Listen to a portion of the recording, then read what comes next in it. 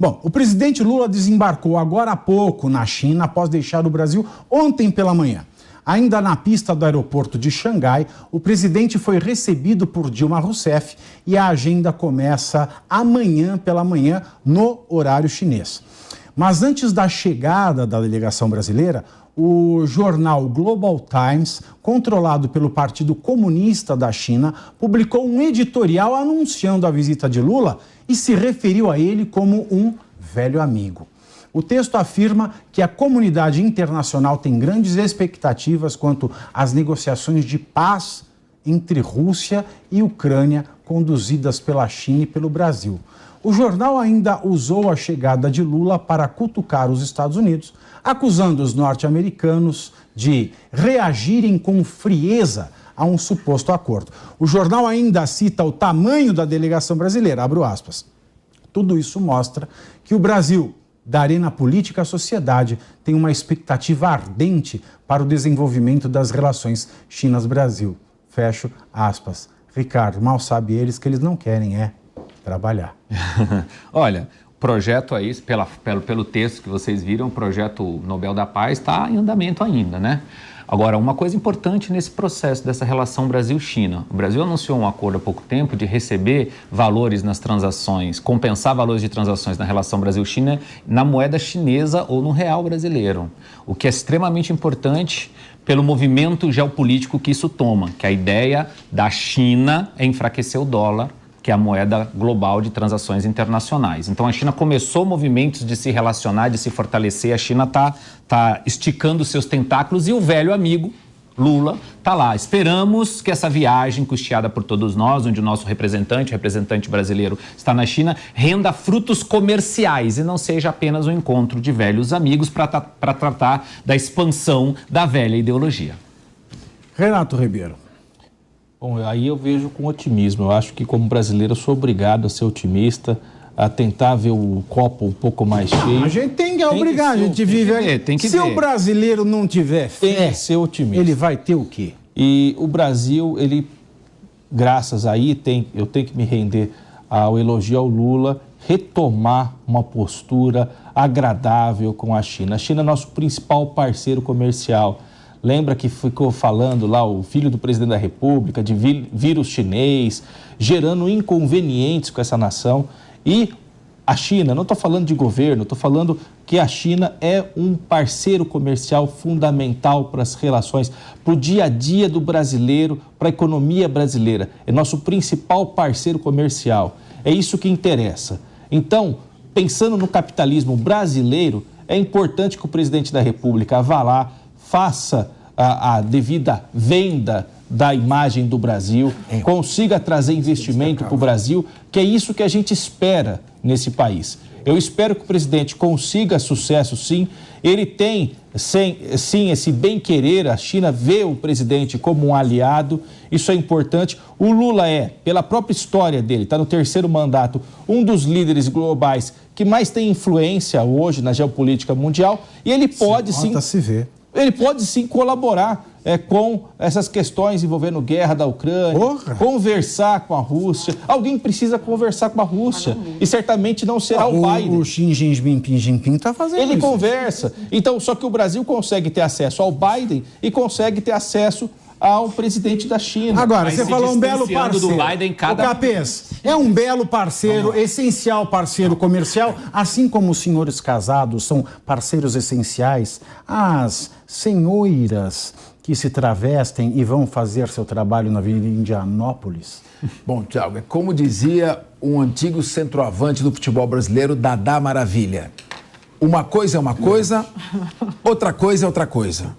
Em primeiro lugar, economia não se confunde com ideologia. A China é o mais importante parceiro comercial do Brasil. O Brasil teve no primeiro semestre do ano passado um superávit de 1,8 bilhões de dólares no comércio com a China. A China compra soja, compra óleo e petróleo cru, compra minérios de ferro. O Brasil importa da China maquinários avançados, equipamentos de telecomunicações. Hoje, para você ter uma ideia, a balança comercial do Brasil com os Estados Unidos é deficitária. E a balança comercial com a China é superavitária.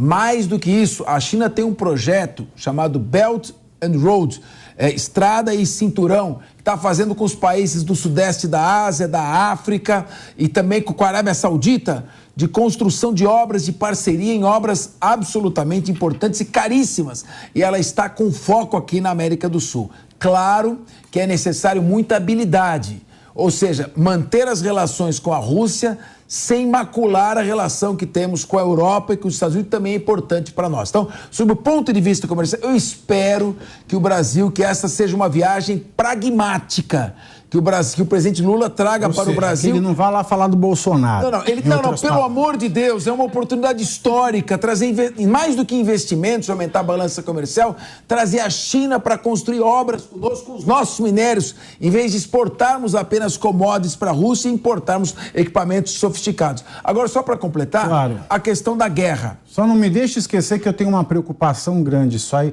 Eu vou fazer essa preocupação e você volta na guerra. Tá bom. A minha preocupação é, claro que ele vai querer uma relação cortês, afinal de contas, quem é que põe mais dinheiro no banco do BRICS? A China e a Rússia. Sim. A China é o que põe mais. Né? A China... Claro, a China... Exatamente. 10 vezes... Aí tem que ter relação boa com a China, claro. Com a Dilma, eu tenho a minha suspeita que é a seguinte, é um banco de infraestrutura. Quem é que ela vai contratar para fazer obras na América com o dinheiro da China que está dentro do banco do BRICS? Odebrecht, Camargo Correia, empresas que não poderiam fazer obra aqui, mas vão poder fazer pelo banco do BRICS.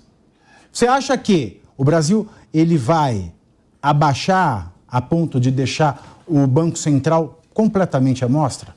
Eu acho que o Lula do primeiro mandato, lá 2003, 4, 5, 6, foi um Lula pragmático, focado na economia. O governo Dilma Rousseff foi um governo desastroso, porque foi ideológico. Essa tem que ser uma viagem pragmática para trazer parcerias, investimentos e crescimento econômico. Mas isso é pragmático para o PT.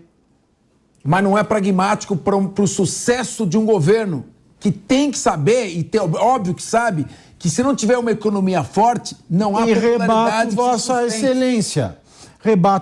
É pragmático para o PT, não é para o país. Mas está todo mundo comemorando que a inflação no Brasil parece que entrou no eixo, né?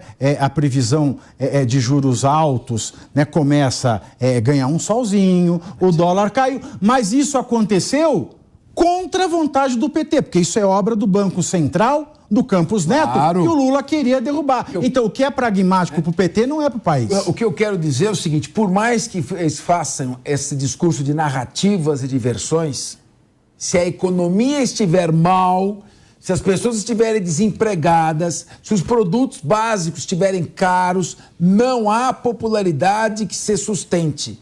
That's the economy, já dizia o marqueteiro político do Bill Clinton.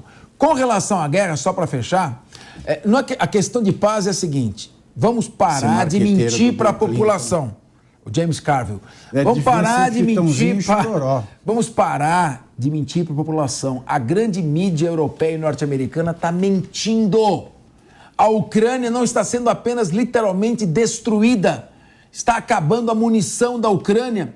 Essa é uma guerra, desde a Segunda Guerra Mundial não se morriam pessoas nessa escala. Está morrendo 7 a 8 ucranianos para cada russo. E é claro que o Putin não vai parar essa guerra porque o Lula vai pedir ou o Xi Jinping vai pedir. Os Estados Unidos, por outro lado, não quer admitir que erraram. Estão incentivando cada vez mais para prolongar esse martírio da Ucrânia. E a proposta do Lula não vai ser aceita pela Ucrânia. Ele quer que a Rússia fique com a Crimeia e abra mão de todo Donbás, a região de Donetsk e Luhansk. A Rússia já não vai mais abrir. Toda a parte oriental, leste da Ucrânia já está perdida. E se a guerra não parar agora, ele vai avançar até Kiev.